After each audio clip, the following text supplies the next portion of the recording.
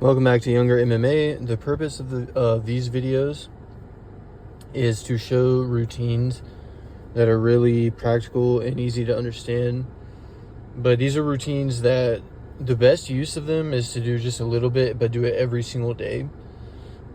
So this is kind of the thing where you commit. The commitment is that you'll do it every single day no matter what. But the catch is it's really not that much.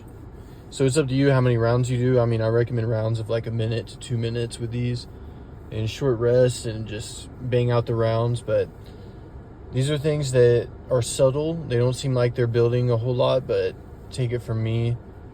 If you put a lot of time into these, especially over time, doing them every single day, you'll see pretty crazy returns from these. First, we're doing low kicks. So this is the rear low kick. You're going to step with your lead foot out kind of diagonal, and then you chamber the kicking leg so the knee comes up off the ground.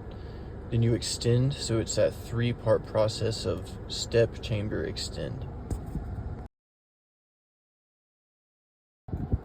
Here's our basic stepping drill with our stance. I went over this a little more in my last video. Then we got walking with our more traditional kicks. These are body kicks, round kicks, just stepping and walking back and forth with them.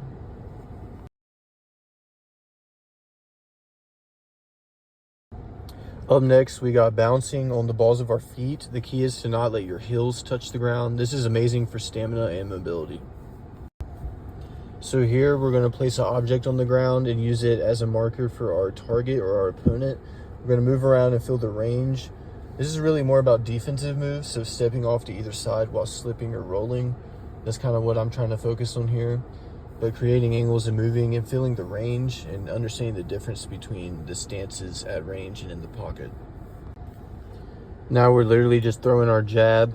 I'm stepping, but you can throw whichever jab you'd like. There's different kinds of jabs, whichever one you're working at the moment. Then we're just sharpening up our cross.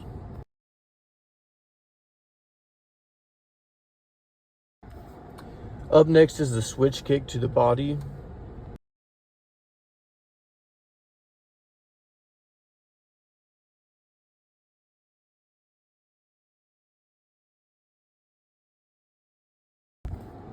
Next, I do the dominant cruise skip, step, pivot.